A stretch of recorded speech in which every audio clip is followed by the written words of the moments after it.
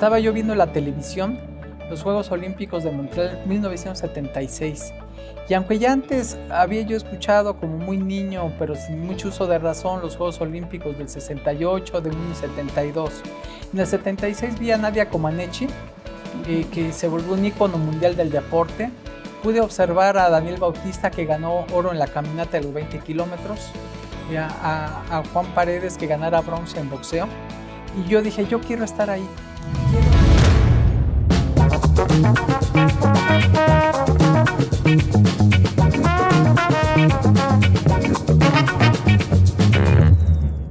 Los líderes a lo largo de la historia han sido capaces de transformar al mundo, o por lo menos el mundo que los rodea.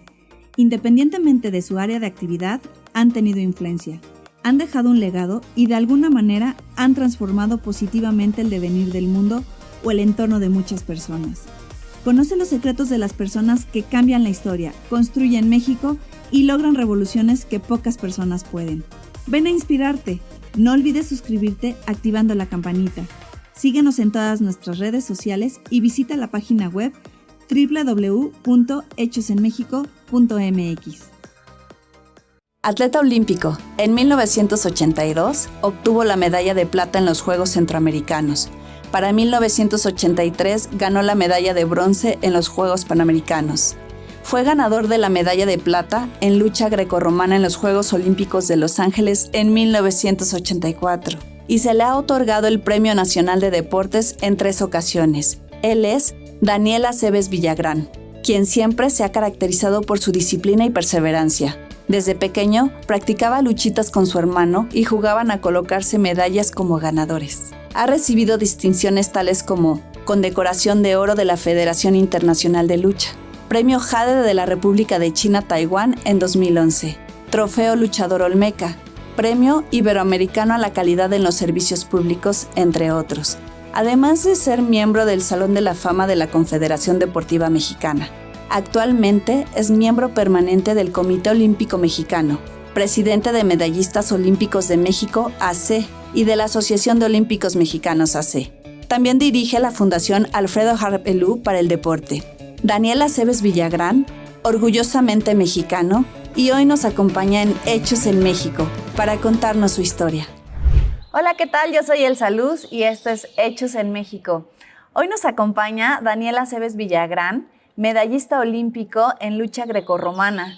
Hola Daniel, bienvenido, muchas gracias por aceptar nuestra invitación. El salud es un privilegio, sobre todo porque hablamos de lo que está hecho en México y sin duda alguna es uno de los privilegios más importantes que tenemos como seres humanos. Claro que sí, aquí a los grandes, estamos reconociendo a los grandes, a los destacados, a los que nos han llevado a representar a México en el mundo. Y bueno, también estamos en un lugar de mucha tradición, en un lugar de la Ciudad de México que es la Arena Coliseo y que estamos aquí gracias al apoyo de Gala Luterot, que es directora del Consejo Mundial de Lucha Libre. Gracias, Gala, de verdad, de corazón, por personas como tú podemos llevar a cabo estas entrevistas. Y bueno, pues vámonos a platicar con nuestro amigo Daniel desde el principio. Daniel, ¿dónde naciste? Yo nací en la Ciudad de México, no muy lejos, que como bien lo señalas, de este sitio icónico de la lucha libre mexicana, que abrió sus puertas al público luchístico y boxístico en 1943. Y fue mi papá quien estuvo en el cartel inaugural, junto con el Santo y grandes estrellas, en esa ocasión, alternando con esos luchadores de una época de oro para nuestro país, con el nombre de Bobby Bonales.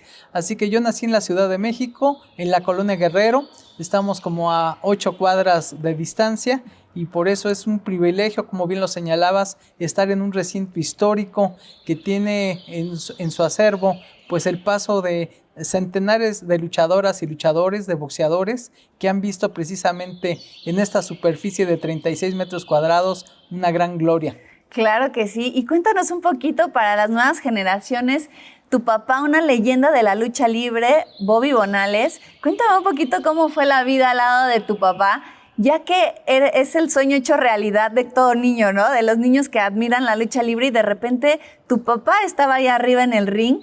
¿Cómo era esa vida de la lucha libre en el día a día? Pues yo recuerdo que desde que tuve uso de razón, en muchas ocasiones pues se hace común ver que tu papá entrena todos los días, que hace en esas maletas que antiguamente existían, de un cuero duro, de color café, y metía ahí sus botas, metía su capa, sus indumentarias de los luchadores profesionales, y se te hace algo normal. Y vives efectivamente en esa etapa pues con la fantasía de la lucha libre, viendo que luchadores llegaban ahí a la convivencia o al negocio que tenía mi papá y mi mamá para arreglar radios y televisiones. Ellos eran radiotécnicos, y aquí en la misma Colonia Guerrero tuve esas vivencias, y al paso de los años, cuando vas incrementando tu edad y tu uso de razón, pues te das cuenta que era un tanto atípico, que no todos los niños tenían un papá luchador, y que como tal, esa fantasía, ese juguete que era tener estos rines de madera y los luchadores que siempre tienen su posición así, pues eran parte del juego cotidiano. Y sobre todo esa fantasía de las máscaras, de las capas, de la lucha contra el bien y el mal, y bueno, y las películas del Santo. Él acumuló 55 películas, y México a nivel latinoamericano se conocía, y todavía de alguna suerte, por el Chavo del Ocho, por Chespirito y por el Santo. Es decir, es parte de esa cultura tradicional que allende las fronteras nos ha llevado y nos ha significado como hechos en México. Oye, Daniel, ¿y cómo vivías la parte de la disciplina? Porque obviamente para cualquier deportista, y en este caso para tu padre que era luchador, la disciplina es importante. Entrenar, como lo acabas de decir, todos los días, a horarios, alimentación, todo esto que te viene desde tu padre, ¿cómo lo vivías en el día a día tú como niño? ¿Qué practicabas? ¿Qué hacías en cuestión de deporte? Pues creo que las niñas y los niños antes teníamos dos fantasías, y jugábamos a las luchitas o jugábamos la cascarita de fútbol. Esto se ha ido modificando por cuestiones tecnológicas y hasta de seguridad, pero a mí me tocó todavía esas vivencias en donde jugabas con tus amigos en la calle, donde agarrabas y ponías porterías, y te daban el grito de ahí viene el carro, entonces quitabas las porterías que eran 2 piedras o 2 botes, y todo eso era parte de las vivencias urbanas. Se fue modificando. Nosotros éramos una familia con limitaciones económicas, porque al fin y al cabo mi papá, cuando yo nazco, ya va en la ruta de salida, de que ya tenía él alrededor de unos 55 años, cuando yo todavía lo alcanzo a ver luchar. Pude verlo en la Arena Coliseo, en la Arena México, pero como todo obedece en el ritmo de la vida, pues él ya iba de salida de ser parte de las estrellas de la lucha libre. Él inició en los años 30, estuvo en la década de los 40, 50 y 60 activos, y dentro de este enfoque, creo que para nosotros, y digo nosotros hablando de mi hermano Roberto, que es mi hermano mayor, y mi hermana Norma y Cristina, pues tuvimos este aleccionamiento de la práctica del deporte. Evidentemente con el pensamiento de la fantasía de la lucha libre. Y fue así, en este desarrollo, que yo tuve a la edad de los 7 años hepatitis. Entonces cambió mi fisonomía. Antes tenían el error de cuidarte dándote dulces y tenerte inmóvil, y pues esa era una situación que iba en contra precisamente de tu salud. Entonces me volví un niño con sobrepeso, y esto pues me dificultó mucho en esa etapa de la primera infancia el salir adelante deportivamente. Pero nuestro punto más atractivo se da cuando llegamos al Deportivo Guelatao, que está en la calle de Comonfort, a unas cuantas cuadras de esta Arena Coliseo, y dijéramos estamos a 4 cuadras, y es ahí donde estamos buscando junto con mi hermano Roberto practicar lucha libre profesional, pero pues no había ningún ring, ni una capa, ni máscaras, lo que nosotros conocíamos, pero había la práctica de la lucha olímpica, y a nosotros nos enamoró ver que les ponían a hacer pesas, gimnasia, natación, fútbol, básquetbol, es decir, preparaban a quienes iban a ser participantes de la lucha olímpica como atletas. Así que yo empecé a bajar de peso, y esa fue una gran motivación para mí. Oye, Daniel, ¿y cuál ha sido tu golpe más fuerte durante esta etapa de deportista profesional? Pues sobre todo las lesiones. Hoy en día todavía tengo consecuencias de todo lo que se vive por errores de entrenamientos, por hacer la actividad física y correr. A mí me encantaba correr igual que la lucha. y lo hacías con tenis que no tenían las características necesarias, y esas lesiones se van repercutiendo. Yo me acuerdo que a los 15 días que entré a practicar lucha en el Deportivo Guelatao, me luxé el brazo derecho. Solo con una caída porque no había una buena preparación física, no habían las características físico-atléticas que a lo mejor mi hermano sí tenía, yo no las tenía. Yo era un niño con sobrepeso, un niño que no tomaban en cuenta por lo mismo, pero fui muy disciplinado. Llegaba antes, me iba después. Entonces yo creo que esas son las principales lecciones del deporte: la disciplina, la constancia, perseverancia. Y hoy hay una palabra que se utiliza mucho y luego no sabemos qué significa, pues la resiliencia. ¿Y qué significa al fin y al cabo ahora en una época pandémica? La capacidad de sobreponerte a las dificultades. Nosotros no sabíamos ese término, pero yo creo que en los actos éramos resilientes ante una situación económica familiar desfavorable, ante la disfuncionalidad que se da en las familias, por supuesto, y bueno, y al vivir en la Colonia Guerrero, estar en esta Colonia Centro, estar en una condición biopsicosocial adversa. Y creo que por eso el deporte es un instrumento de movilidad social fundamental. Oye, Roberto, Es que es mi hermano Roberto. Oye, Daniel, y entonces, digamos que en ese momento tú fuiste trabajando la parte de la resiliencia porque lo identificaste en ti, pero ¿tiene que ver con ese momento en el que ves el sueño? O sea, porque sin sueño o sin objetivo, pues no hay camino, ¿no? No hay como... Entonces, ¿en algún momento recuerdas que tú viste el objetivo, que viste el sueño y dijiste, yo quiero ir hacia ese lugar? Ya después, ¿alguna vez desde ese momento te viste como en las Olimpiadas, por ejemplo? Sí, totalmente. Siempre hay imágenes que marcan nuestra vida y nuestras aspiraciones y nuestros sueños. Yo recuerdo que hay dos elementos fundamentales en esta vivencia. Estaba yo viendo la televisión, los Juegos Olímpicos de Montreal 1976. Y aunque ya antes había yo escuchado como muy niño, pero sin mucho uso de razón, los Juegos Olímpicos del 68, de Múnich 72. En el 76 vi a Nadia Comaneci, que se volvió un ícono mundial del deporte. Pude observar a Daniel Bautista, que ganó oro en la caminata de los 20 kilómetros, a Juan Paredes, que ganara bronce en boxeo.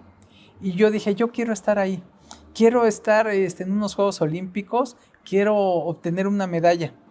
No sabía ni cómo, ni cuál era la disciplina que iba yo realmente a practicar, pero me nació. Y nosotros vivíamos en ese entonces, pasamos de vivir de la Colonia Guerrero a la carretera México-Texcoco, en una granja. Por problemas económicos nos tuvimos que mudar. Y junto con mis hermanos pintamos esas monedas que eran de 20 centavos, que tienen un diámetro más amplio, que se parecieran a las de 20 pesos de ahora, y las pintábamos de color dorado, de color plateado y bronceado, y hacíamos nuestras mini olimpiadas. Y corríamos, saltábamos, y éramos pues 4 niños y adolescentes que nos veíamos reflejados en algo que nos marcó, que fue ver una edición de Juegos Olímpicos, ver a esos mexicanos que ganaban medalla, y yo creo que ahí nació, sin duda alguna, mi pasión y mi sueño por el olimpismo y por querer ser competidor en unos Juegos y ser, por supuesto, medallista olímpico. Oye, Daniel, y en ese momento que ves estas Olimpiadas, ¿tú ya estabas practicando el deporte de lucha ya no, de manera formal? O sea, fue antes, mucho. Fue antes, porque tenía yo, además, una condición poco atlética. Era un niño con sobrepeso, pero me motivó tanto ver esos Juegos que yo deseé, sin saber por dónde, estar en unos Juegos Olímpicos. Ya un año después, afortunadamente, nos regresamos a la Ciudad de México a vivir también a la Colonia Guerrero, y fue cuando llegamos al Deportivo Guelatao, mucho por influencia y conocimiento de mis primos. Rafael, que desafortunadamente ya falleció, mi primo Nacho, y nos dijeron, ay, hay un deportivo. Entonces ellos nos llevaron realmente, y fue ahí donde dijimos, no, pues ojalá haya la lucha libre, porque eso era lo que conocíamos, lo que nos imaginábamos. Era la fantasía de niños que nos iba acompañando en esta etapa de nuestra infancia, pero conocimos la lucha libre. Entonces ese sueño nació sin todavía practicar la lucha, simple y llanamente por la emoción de ver unos Juegos Olímpicos y la emoción de ver que la bandera de México estaba en estas premiaciones. Oye, qué importante el punto que estás tocando, porque para las nuevas generaciones, y para todas, el contenido que podemos tener desde niños, ¿no? O sea, imagínate un programa que ves, y no eres el primero que me lo cuenta, ¿eh? Un programa que ves y que sea un referente para llevarte hacia donde te llevó, pues vale oro. Entonces hay que ser bien cuidadosos con lo que los niños están absorbiendo, ¿no? En cuanto a contenido de lo que ven, lo que viven, todo el entorno que están manejando. Totalmente de acuerdo. Yo percibo que las diversas generaciones que hemos conformado la posibilidad de vivir en 2 siglos, es decir, en el siglo XX y siglo XXI, hemos tenido siempre la vivencia de que algo nos tiene que tocar emocionalmente en nuestra infancia, en nuestra adolescencia, en nuestra juventud. Hay un disparador. En este caso, el deporte, el ver un gran éxito de una mujer y un hombre, y si están hechos en México, nos emociona mucho más. ¿Por qué? Porque nos sentimos en igualdad de circunstancias y decimos, si ella o él lo logró, yo también. Si ella o él tuvo un sueño, yo también lo tengo y lo puedo lograr.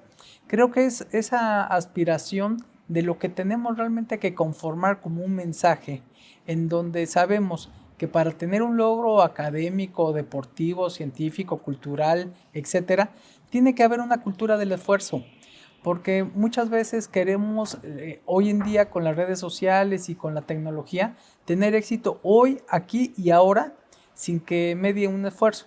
Algunas personas sí lo pueden lograr y es satisfactorio, pero la mayoría de la gente necesitamos hacer un trabajo importante de muchos años para consolidar un éxito en cualquier materia que nos guste. Simplemente para los temas académicos, para los temas deportivos y culturales, necesitamos tener ese acervo y ese disparador que muchas veces esos contenidos nos hacen ser diferentes y nos hacen tratar de prevalecer. Así es, y es la razón, gran razón, por la que estamos teniendo estas entrevistas con personalidades que inspiran, así como tú.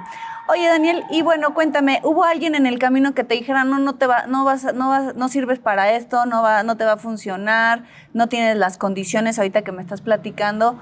¿Hubo personas que no creyeron en ti y además te lo hicieron ver? Muchas personas siempre te hacen ver que no puedes, que no debes y que no tienes las condiciones para tener algún éxito. Ya sea por tus condiciones morfológicas, por mezquindad, por envidia, o simple y llanamente porque a veces nos gusta descalificar el esfuerzo ajeno. Hay una serie de parábolas, ¿no?, que hablan de los cangrejos mexicanos, que narra este ejemplo con que un marino deja cangrejos sin una tapa y le preguntan que por qué lo hace, y el marinero contesta, no, es que son cangrejos mexicanos. Dice, ¿cuál es el problema? Dice, es que cuando uno va subiendo, los otros se encargan de bajarlo. Entonces, son parábolas que ojalá todo eso se vaya transformando, pero siempre hay quien no solo disminuye tus capacidades o simplemente descalifica tus sueños. Y yo creo que eso es algo muy útil, porque todos sabemos de la generación de cristal y todos sabemos de las vivencias de este etiquetamiento generacional que puede ser o no exacto o útil. Pero lo cierto es de que nosotros estamos acostumbrados a que muchas de esas descalificaciones que te hicieron, ese bullying, entrecomilladamente malentendido, a veces nos fortalecía porque decía, ¿cómo que no puedo? Por supuesto que sí. Y esa es parte de la resiliencia. Eso es lo que te enseña el deporte. Ningún deportista, hasta hablando de Michael Phelps, que es el máximo ganador de medallas olímpicas y de oro en toda la historia de los Juegos Olímpicos, dejó de tener fracasos. Todos los tenemos. El fracaso es nuestro compañero. Es lo que nos enseña a reponernos. Decían los orientales que la valía de una mujer o un hombre no estribaba en nunca caer, sino en levantarse cada vez que cayera.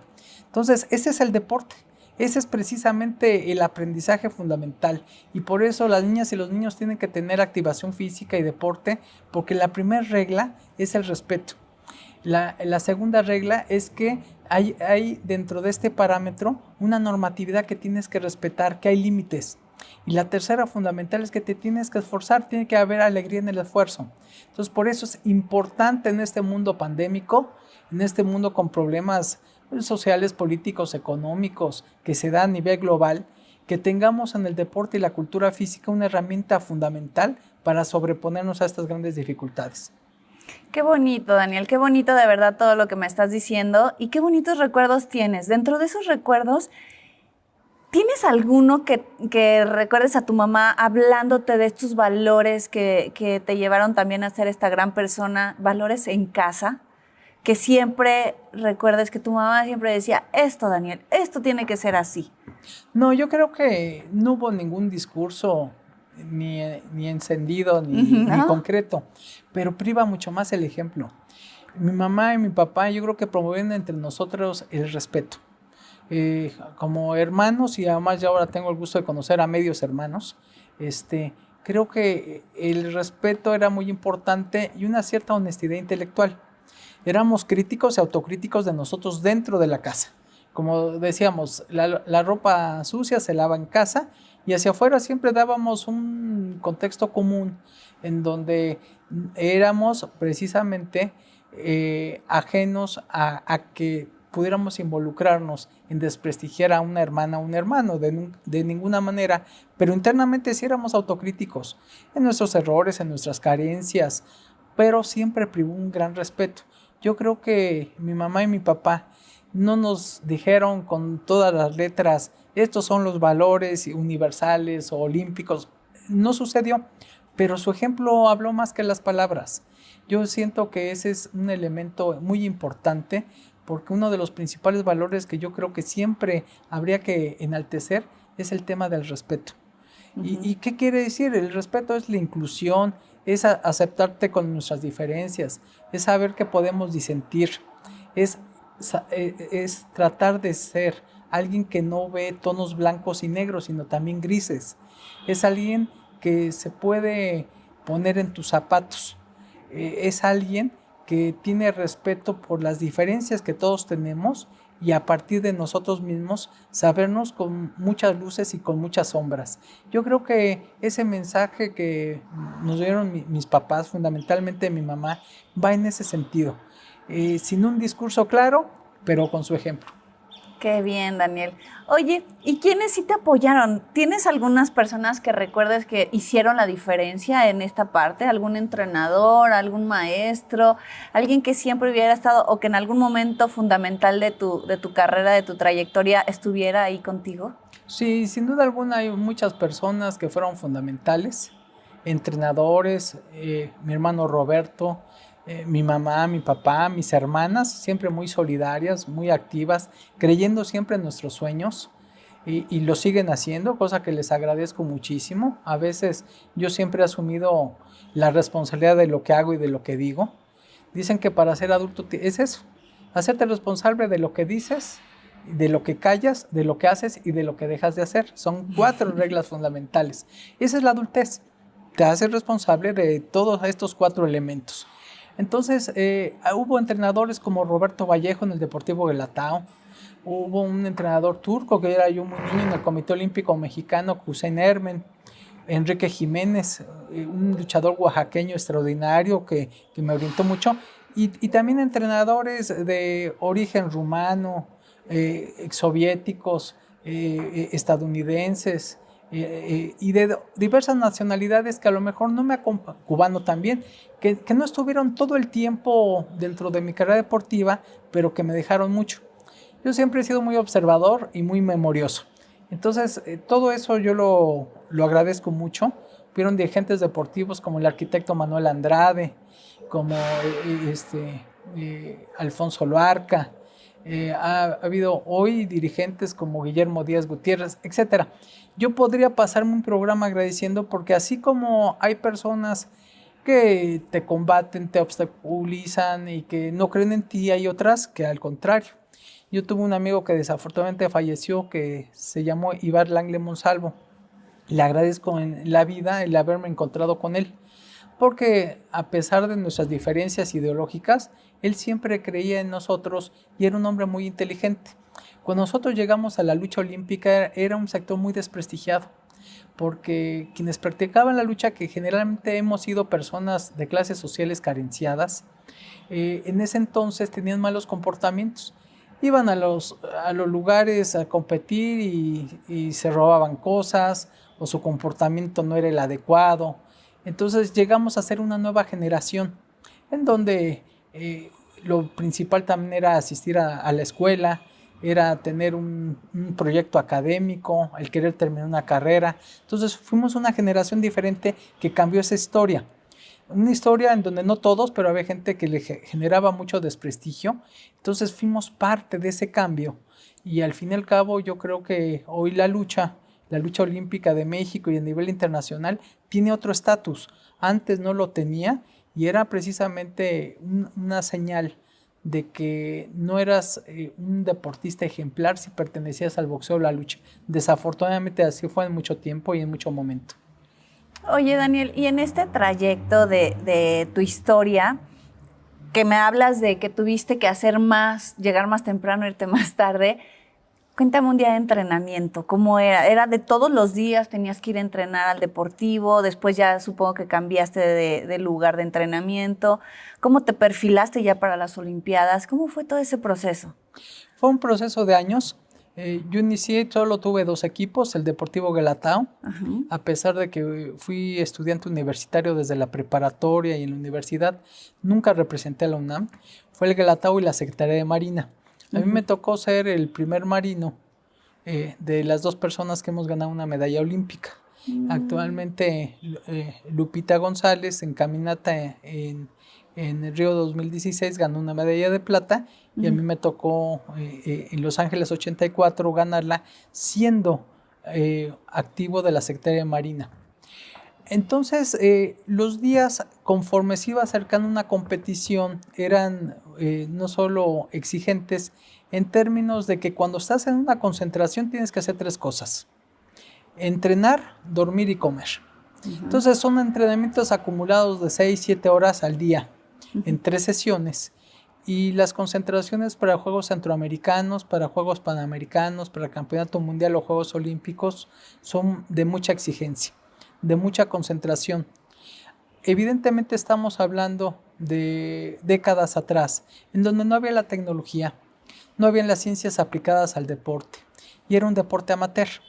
Esto cambió en 1991, en donde el Comité Olímpico Internacional modificó el parámetro del concepto amateur y lo desapareció de la Carta Olímpica. Hoy todo el deporte es profesional.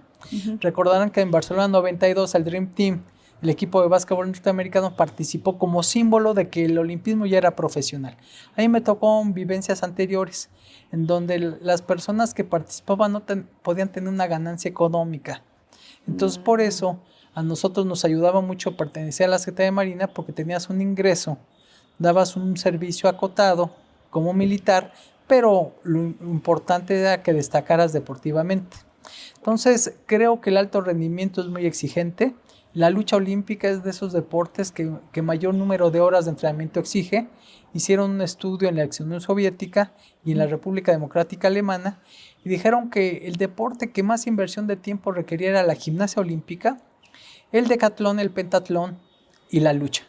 Entonces son deportes muy complejos que tienen una participación muy importante en más de 50 países, y esto quedó acreditado sobre todo en el año 2013 cuando sacan momentáneamente la lucha del programa olímpico y hubo una movilización por parte de Barack Obama, de Vladimir Putin, etcétera, y todos hicimos un acento importante y a los 6 meses regresaron al programa oficial porque contabilizaron más de 85 millones de luchadores en el mundo, y en donde en países como China, como Mongolia, Turquía y Estados Unidos son deportes nacionales.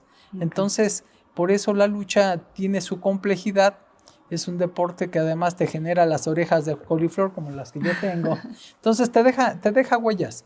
Es un deporte difícil y al fin y al cabo son parte de los escenarios que uno vivía en condiciones desiguales ante otras naciones, pero que al fin y al cabo aquí en México hubo finalistas olímpicos, había una tradición de medallas centroamericanas y del Caribe, panamericanas y a nivel infantil y juvenil fuerte. pero faltaba una medalla olímpica y afortunadamente yo tuve el privilegio de esa historia luchística llevarla a un plano de Juegos Olímpicos. Entonces, hablas de este tiempo que te llevó, que fueron muchos años. ¿No te agotaste en algún momento físicamente, emocionalmente, psicológicamente? Porque es una disciplina, como dices, lo único que haces es comer, dormir y entrenar. Entonces, ¿qué pasa con de repente decir, bueno, pues quiero darme chance de hacer otras cosas? ¿Qué pasaba en esos momentos? ¿Te agotaba? ¿No te...? Hubieron momentos de crisis. Todos los deportistas las tenemos. Es más, pasa en una carrera de media distancia.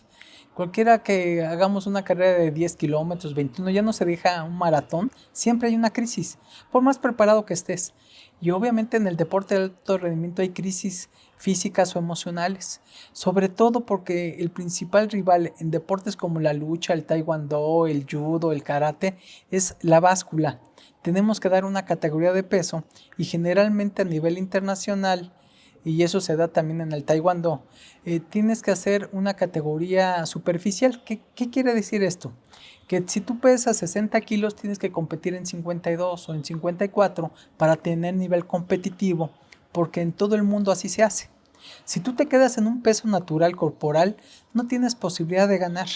Entonces la báscula es algo que te genera el mayor de los temores, porque tienes que cuidar tu dieta.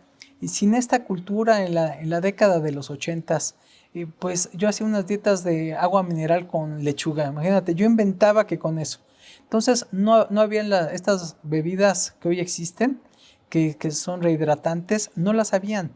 O sea, realmente éramos empíricos.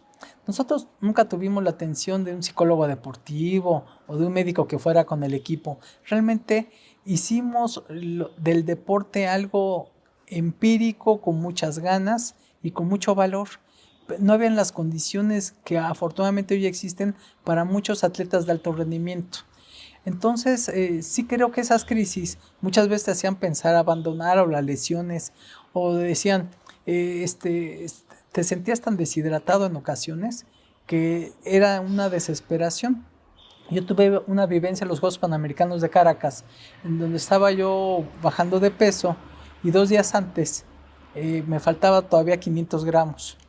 Entonces era tal mi desesperación porque me sentía tan deshidratado que salí y había agua, así un charco, y fui y me acosté en el agua porque sentía que me quemaba. O sea, sí hay crisis, y sobre todo por la falta de un asesoramiento y de un seguimiento para poder bajar adecuadamente de peso. Uno piensa, dejo de comer y bajo de peso. Eso no es cierto. Hoy en día, para mantener el peso tienes que comer varias veces en el día, tienes que desayunar bien, pero nosotros no teníamos esa culturización.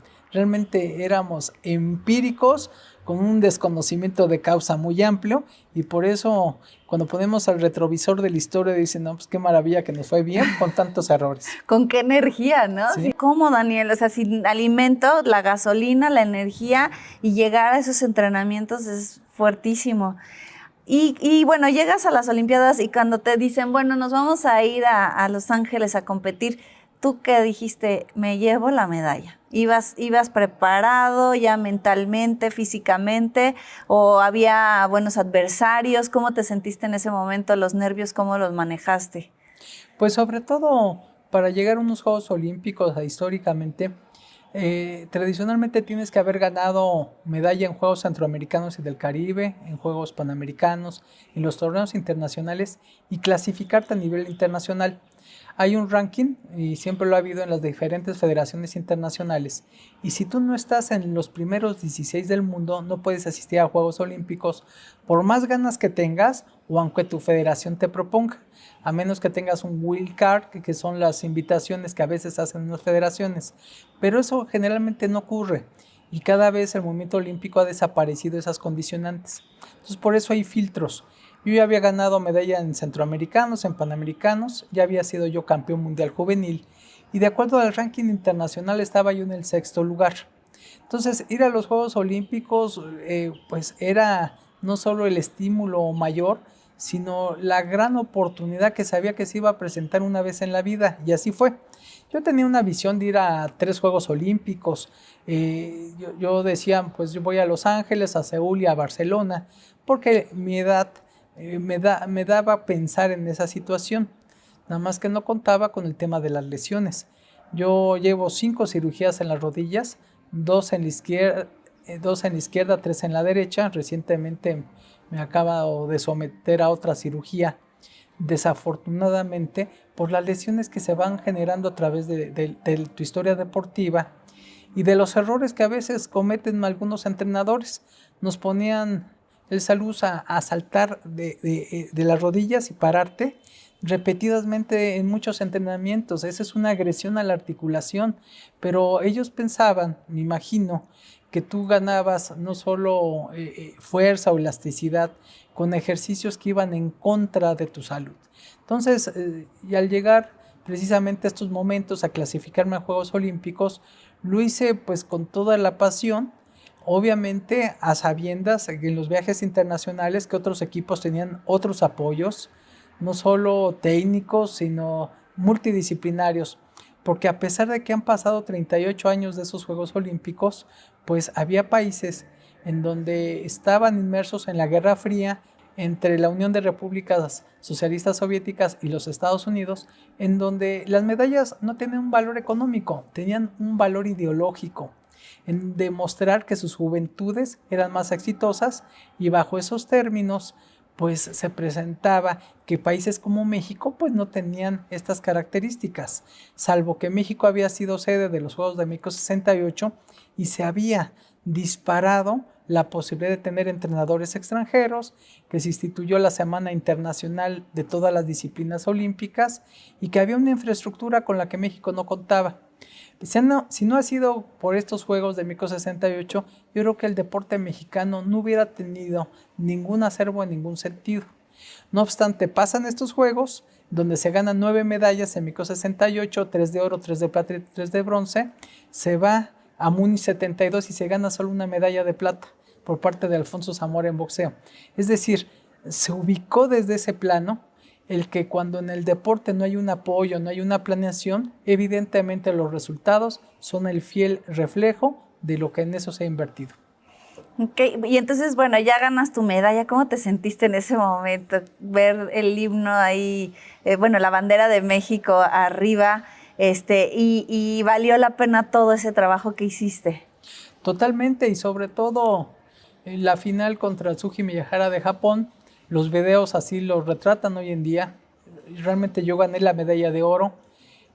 Por México no ser una potencia, yo creo que no nos quisieron acreditar ese triunfo, no hubo la voluntad de meter la propuesta por parte de la delegación mexicana en ese entonces, no se esperaba mi medalla, fue la primera de México en esos Juegos Olímpicos, fue la primera de un hispanoparlante, de un latinoamericano en lucha grecorromana en toda la historia de los Juegos Olímpicos, así que me sentí total y absolutamente no solo recompensado, sino yo estaba recibiendo la medalla y decía a mí mismo, si volverían a hacerlo, volvería a intentar. Y yo decía, si voy a los próximos Juegos Olímpicos, voy a ganar la medalla de oro, sin ninguna duda. Desafortunadamente, las lesiones impiden que a veces cumplas este tipo de sueños. Y te tienes que hacer la pregunta, ¿puedo abandonar sueños e ir en busca de otros?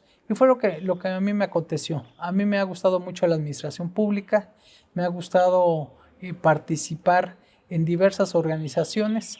Entonces ya para 1990 tuve que tomar la decisión de retirarme activamente después de 15 años de participaciones deportivas. Y en este sentido y en este sentimiento, pues cambié en sus sueños e involucré otros que por supuesto también tienen su dificultad, tienen sus frustraciones, tienes tus desempleos, como todo en la vida, pero que para mí ha sido muy satisfactorio y sobre todo el poder lograr que haya políticas públicas a favor del deporte y la cultura física, tener logros con una ley general de deporte y cultura física que no le existía, el tener unas circunstancias de liderazgo compartido con los medallistas olímpicos, con las olímpicas y olímpicos mexicanos, es decir, todo en torno a una deuda que yo percibo y que tengo para el deporte y para el movimiento olímpico. Justo a eso iba, Daniel. Me ganaste porque ¿cómo pasas de este momento al servicio? Y bueno, ya no lo estás platicando porque te volviste de verdad, cambiaste de trinchera, pero hacia el servicio público, hacia el servicio de los deportistas. Y una de las actividades que realizas, entre muchas otras, porque la verdad es que te hemos seguido y apoyas aquí y andas acá y mueves acá y de verdad siempre no muy lejano, ahorita me cuentas sobre lo que acaba de pasar la semana pasada, que te vas a reunir, ¿no?, con la persona acá en Estados Unidos, pero háblame de tu fundación o de la fundación que estás dirigiendo. Sí, afortunadamente yo he transcurrido en la administración pública, he tenido una sumatoria de 35 años como servidor público de carrera. Los últimos años me incorporé a la Fundación Alfredo Harpelú para el Deporte, que tiene como principio básico el promover el deporte social. Tenemos que partir de que el deporte y la cultura física son derechos humanos y que ninguna persona, por el solo hecho de serla, tendría que tener una discriminación para su práctica y debería de tener los apoyos para tener acceso a la cultura física y deporte a nivel escolar, a nivel paralímpico, a nivel olímpico, a nivel estudiantil, universitario, en los deportes autóctonos, pero sobre todo el incidir en algo muy importante que es la práctica del deporte de las niñas y las mujeres, y no solo en el plano deportivo, sino también directivo. Entonces, hoy esta fundación promueve no solo la prevención de las adicciones, también pone énfasis fundamental en una cultura de autocuidado de la salud y promover una cultura cívica de la paz. Son escenarios muy importantes y todo alineado, el salud, en los Objetivos de Desarrollo Sostenible de la Organización de las Naciones Unidas.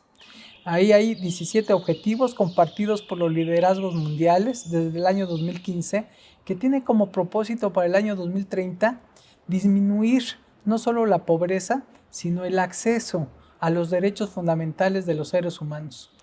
Se ha atravesado la pandemia del COVID-19, muchos de estos ángulos se han visto retrasados, pero al fin y al cabo yo creo que las organizaciones sociales, muy por encima de temas ideológicos, religiosos, raciales o económicos, tenemos que alinear estos propósitos. Y adicionalmente hay un programa que casi nadie conoce, que es de la Organización Mundial de la Salud, para disminuir en un 15% el sedentarismo a nivel mundial. Hoy en día las enfermedades no transmisibles, la diabetes, la hipertensión, obesidad y sobrepeso, cardiopatías, son enfermedades prevenibles y el nivel de mortalidad y morbilidad de esto que es evidentemente la pandemia que hoy estamos viviendo puede ser contrarrestada a través del deporte y la activación física.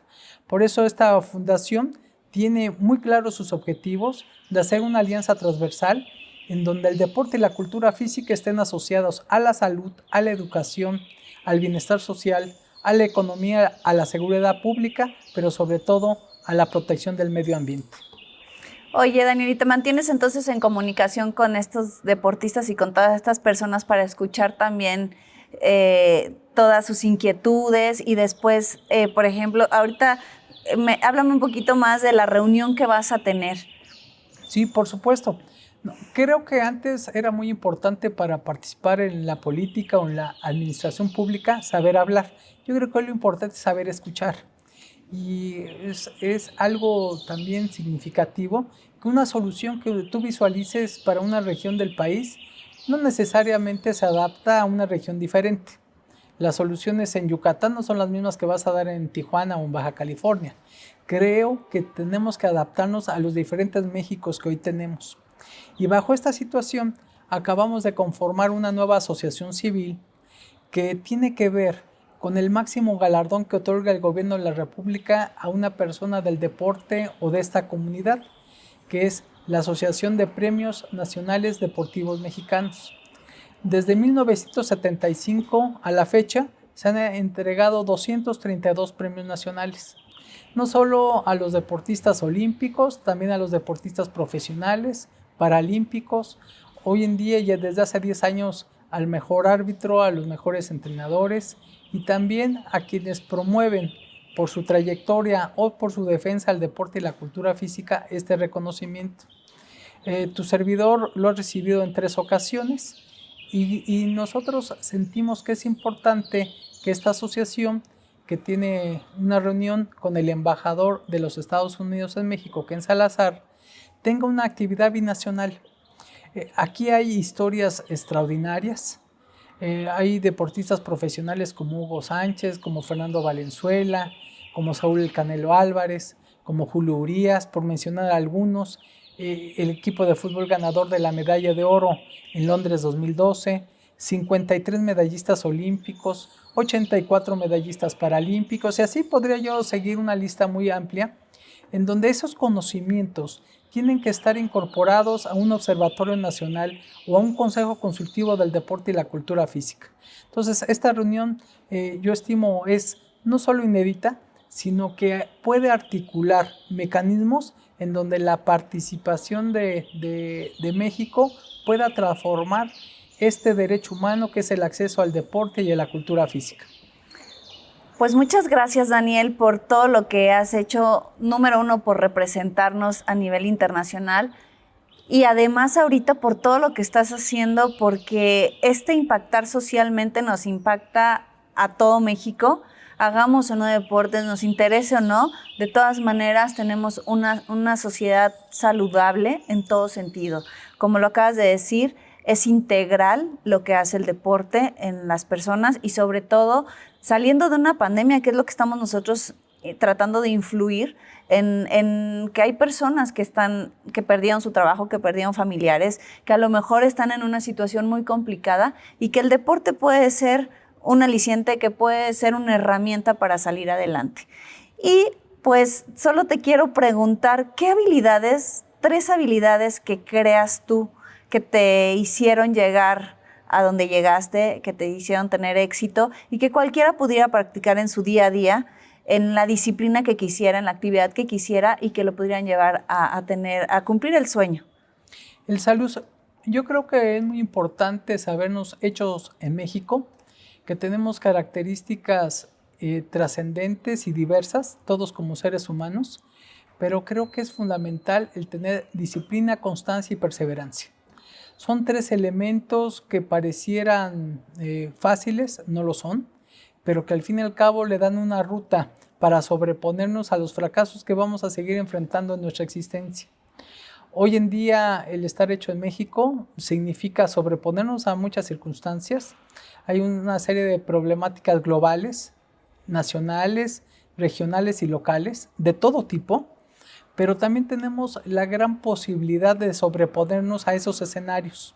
El poder hacer nuestra historia escrita a lápiz. ¿Qué quiere decir? Que podemos borrar y significar aquello que hagamos o dejemos de hacer. Y reitero, y como lo comentábamos, ser total y absolutamente adultos quienes lo seamos, por supuesto, y apoyar a las nuevas generaciones. Es decir, hacernos responsables, como lo he dicho, de lo que hacemos, de lo que dejamos de hacer, de lo que decimos, pero también de lo que callamos. Qué bonito, Daniel. Oye, y dime 2 mexicanos que admires mucho. Yo creo admirar profundamente y con una gran evidencia a don Alfredo Harp Helú, quien es uno de los empresarios más altruistas en la historia de nuestro país, quien sin duda alguna ha sido pues un ícono del apoyo al deporte en todas sus dimensiones y en todos sus niveles. Y creo que dentro de este contexto hay personajes hoy en día que son parte de estos liderazgos globales. No solo quienes dirigen algo en México, sino que lo dirigen a nivel internacional. Es el caso de Mauricio Sulaimán Saldívar, un entrañable amigo que, a pesar de ser heredero de una leyenda de don José Sulaimán Chagnon, él ha ido construyendo su propio acervo. Entonces, entre muchos otros, son 2 mexicanos que desde mi punto de vista son absolutamente ejemplares y los 2 son hechos en México. Qué bueno, Daniel, porque fíjate que la dinámica que estamos haciendo es que igual alguno de los 2 queremos sentarnos contigo, con él, vamos a buscar la manera de hacerlo y que compartamos entre los 3 cosas de hechos en México. Va a ser un altísimo privilegio. Gracias. Y bueno, pues esto fue Hechos en México. Daniel Aceves Villagrán, 1000 gracias por darte el tiempo, 1000 gracias por aceptar nuestra invitación y compartir cosas tan lindas como lo has hecho este día. Muy bonitas palabras, inspirador completamente. Felicidades por la gran labor y que sigas adelante. Cuenta con nosotros aquí en Hechos en México en lo que te podamos ayudar de Muchas verdad, gracias. que podamos difundir toda esta labor que tú estás haciendo y te esperamos de vuelta ahora con otro Hecho en México. Con todo gusto, muchas gracias. Gracias. Hola, recuerden inscribirse en la carrera de Todos Somos Luchadores este 8 de octubre para que corran con su luchador favorito del Consejo Mundial de Lucha Libre. Va a ser en el Bosque de Chapultepec y te puedes inscribir en marcate.mx.